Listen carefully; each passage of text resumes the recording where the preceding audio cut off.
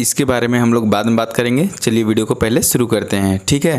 तो question number 1 है, ऐसा कौन सा देश है जो आज तक किसी का गुलाम नहीं हुआ है? आपके ऑप्शन है, option A Sri Lanka, option B Nepal, option C चीन या ऑप्शन डी जापान।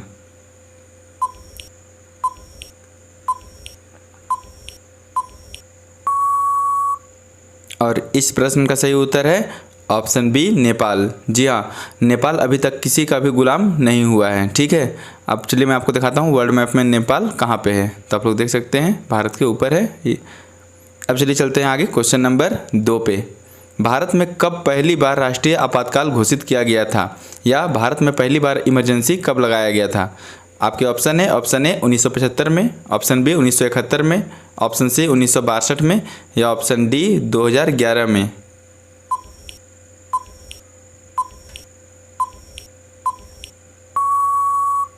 और इस प्रश्न का सही उत्तर है ऑप्शन सी 1962 में।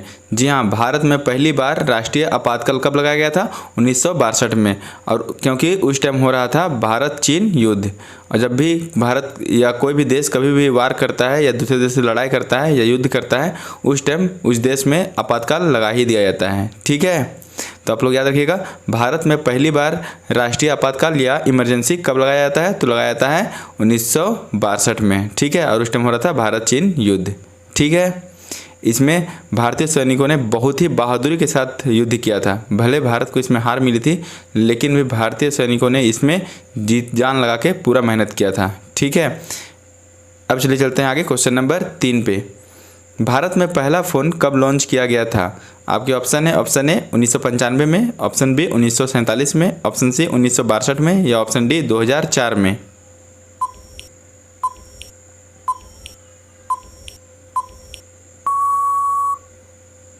और इस प्रश्न का सही उत्तर है ऑप्शन ए 1995 में।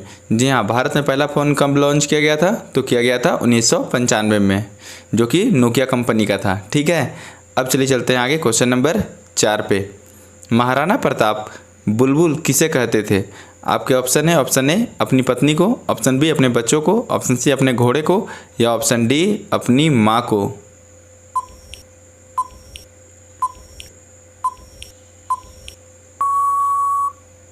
और इस प्रश्न का सही उत्तर है ऑप्शन सी अपने घोड़े को। जी हाँ, महाराणा प्रताप अपने घोड़े को बुलबुल कहते थे, ठीक है। ऐसे महाराणा प्रताप के घोड़े का नाम चेतक था, ठीक है। अब चलिए चलते हैं आगे क्वेश्चन नंबर 5 पे। भारत का सबसे छोटा राज्य कौन सा है? आपके ऑप्शन है, option A Kerala, option B Goa, option C Assam या ऑप्शन डी पंजाब।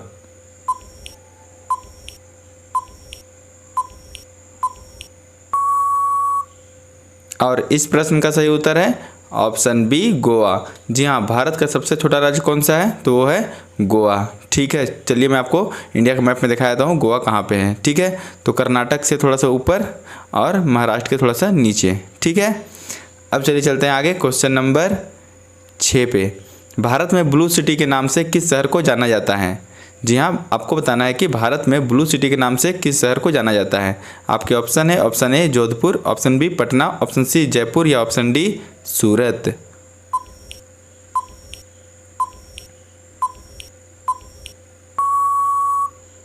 और इस प्रश्न का सही उत्तर है ऑप्शन ए जोधपुर। जी हाँ, भारत में ब्लू सिटी के नाम से किस शहर को जाना जाता है? तो जाना जाता है जोधपुर को, ठीक है। चलिए मैं आपको जोधपुर का एक फ़ोटो दिखा देता हूँ। तो आप लोग देख ही सकते हैं, यहाँ पे ब्लू कलर बहुत ही ज़्यादा दिख रहा है, ठीक है। अब चलिए चलते हैं आगे क्वेश्चन नंबर 7 पे। भारत के किस राज्य की आबादी सबसे ज़्यादा है, या भारत के किस राज्य की जनसंख्या सबसे ज़्यादा है? आपके ऑप्शन है, option A Rajasthan, option B Bihar, option C Madhya Pradesh या ऑप्शन डी उत्तर प्रदेश।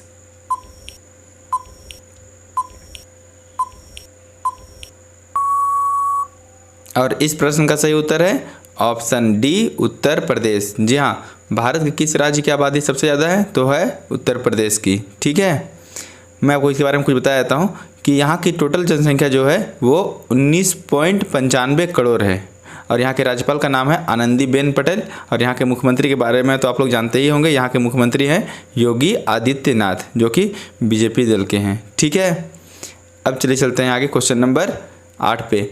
भारत के किस राज्य की आबादी सबसे कम है? Option A Kerala, option B Jharkhand, option C Lakshadweep या ऑप्शन डी मेघालय।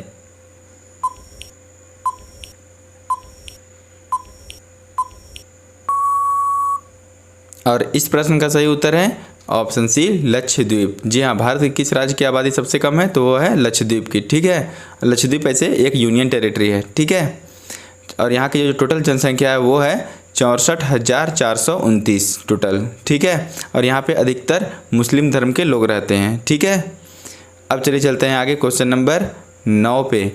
गुप्त काल में कौन सी गुफाएं निर्मित की गई थी? आपके ऑप्शन है, ऑप्शन ए मांडा गुफाएं, ऑप्शन बी अजंता गुफाएं, ऑप्शन सी एलिफेंटा गुफाएं या ऑप्शन डी बराबर गुफाएं।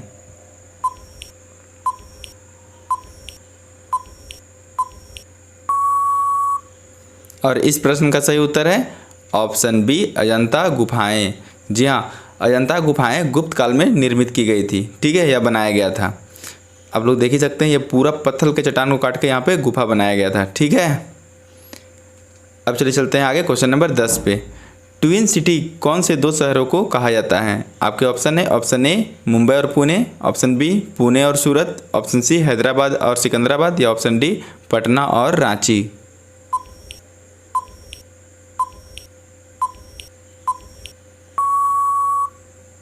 और इस प्रश्न का सही उत्तर है ऑप्शन सी हैदराबाद और सिकंदराबाद। जी हाँ, ट्विन सिटी के नाम से कौन सा शहर को जाना जाता है? तो जाना जाता है हैदराबाद और सिकंदराबाद। ये एग्जाम में एक बार क्वेश्चन आया था तो बहुत सारे बच्चों को बहुत सारा दिक्कत इसमें हुआ था। ठीक है, तो आप लोग अभी ही इसे याद कर लीजिए। अब चलिए चलते हैं आगे क्वेश्चन नंबर 11 पे। भारतीय संविधान का कौन सा अनुच्छेद जम्मू और कश्मीर राज्य को विशेष दर्जा देता था? आपके ऑप्शन है, ऑप्शन ए अनुच्छेद 352, ऑप्शन बी अनुच्छेद 270, ऑप्शन सी अनुच्छेद 52 या ऑप्शन डी अनुच्छेद 370।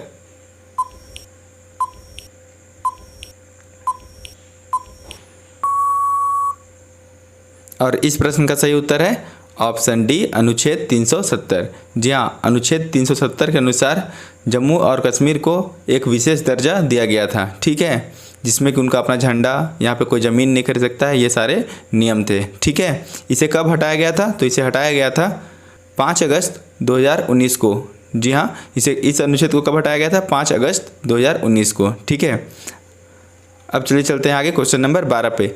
विश्व में कुल कितने देश हैं? आपके ऑप्शन है, option A 195, option B 193, option C 200 या ऑप्शन डी 190।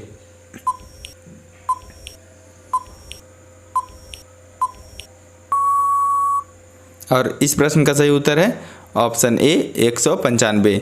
जी हाँ, विश्व में टोटल कितने देश हैं? तो वो हैं 195। ठीक है, अभी नया देश कौन सा इसमें जुड़ा है? तो वो जुड़ा है दक्षिणी सूडान। ठीक है, अब चलिए चलते हैं आगे क्वेश्चन नंबर 13 पे। विश्व का किस देश में कोई भी मंदिर नहीं है? आपके ऑप्शन है, option A Iraq, option B Japan, option C Saudi Arabia या ऑप्शन डी अमेरिका।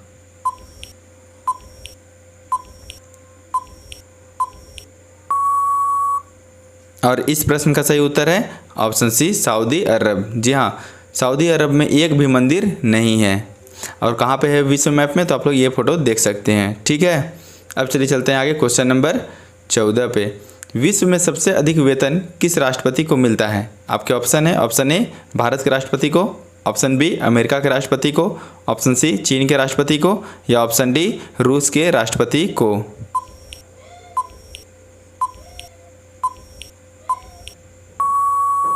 और इस प्रश्न का सही उत्तर है ऑप्शन बी अमेरिका के राष्ट्रपति को। जी हाँ, विश्व में सबसे अधिक वेतन किस राष्ट्रपति को मिलता है? तो वो मिलता है अमेरिका के राष्ट्रपति को। ठीक है, और अभी अमेरिका का राष्ट्रपति कौन है? तो वो है जो बाइडेन। ठीक है, अब चलिए चलते हैं आगे क्वेश्चन नंबर 15 पे। ऐसा कौन सा देश है जहाँ के डाक टिकट पर उस देश का नाम नहीं होता है? आपके ऑप्शन है, option A Norway, option B Sweden, option C Great Britain या ऑप्शन डी ग्रीनलैंड।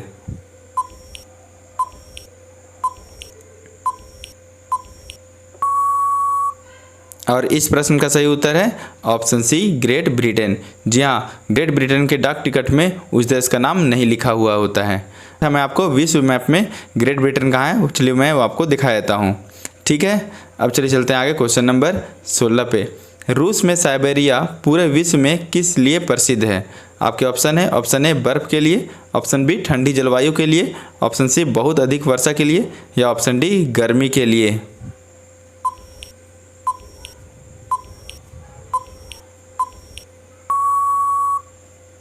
और इस प्रश्न का सही उत्तर है ऑप्शन बी ठंडी जलवायु के लिए। जी हाँ, रूस का साइबेरिया वाला जो क्षेत्र है वो ठंडी जलवायु के लिए बहुत ही प्रसिद्ध है। ठीक है, वहाँ पे आप देख सकते हैं घर कैसे होते हैं। ठीक है, चलिए मैं आपको इसके बारे में कुछ बताता हूँ। रूस के ओमियाकोन गांव का नाम मत भूलिएगा, ओमियाकोन। ठीक है, यहीं पे सबसे ज़्यादा ठंडा अभी तक रिकॉर्ड किया गया है। यहाँ पे एवरेज जो टेम्परेचर रहता है वो -50 डिग्री रहता है, लेकिन 1924 में इस जगह का तापमान -71.2 डिग्री सेल्सियस रिकॉर्ड किया गया था, जो अभी तक का वर्ल्ड रिकॉर्ड है। ठीक है, अब चलिए चलते हैं आगे क्वेश्चन नंबर 17 पे। भारत में सबसे पहली रेलगाड़ी कब चली थी? आपके ऑप्शन है ऑप्शन ए 23 अप्रैल 1952 को, ऑप्शन बी 15 जून 1952 को, ऑप्शन सी 16 अप्रैल 1853 को, या ऑप्शन डी 18 नवंबर 1857 को।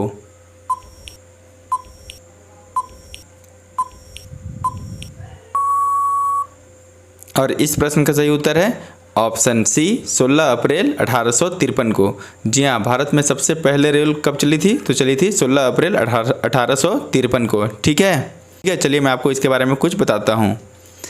16 अप्रैल 1853 में ये जो ट्रेन चली थी ये 3:35 शाम में चली थी। ठीक है, और ये बॉम्बे से थाने तक चली थी केवल, और टोटल डिस्टेंस जो कवर हुआ था वो 34 किलोमीटर कवर हुआ था। ठीक है, ये भी आप लोग याद रखिएगा कितना किलोमीटर चला था।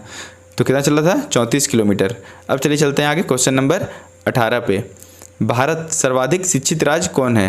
आप लोगों को बताना है भारत का सर्वाधिक शिक्षित राज्य कौन सा है। आपके ऑप्शन है option A Tamil Nadu, option B Karnataka, option C Delhi, या ऑप्शन डी केरल।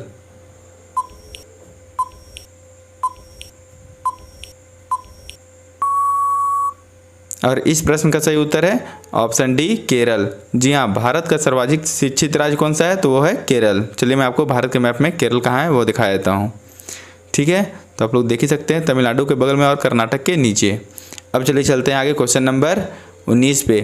शरीर के किस अंग में यूरिया बनता है? आपके ऑप्शन है option A liver, option B हृदय, ऑप्शन सी फेफड़ा, या ऑप्शन डी किडनी।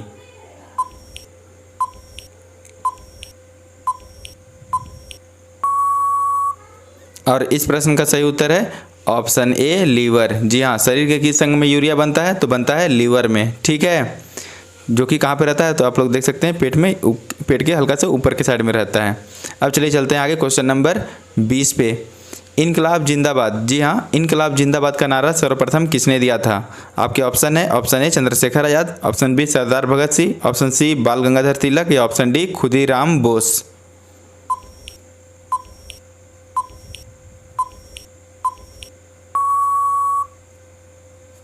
और इस प्रश्न का सही उत्तर है ऑप्शन बी सरदार भगत सिंह। जी हाँ, इनकलाब जिंदाबाद का नारा किसने दिया था? तो दिया था सरदार भगत सिंह ने, और ये नारा बहुत ही प्रसिद्ध है। ठीक है, चलिए मैं आपको भगत सिंह का एक फ़ोटो भी दिखा देता हूँ। ठीक है, तो आज के लिए बस इतना ही।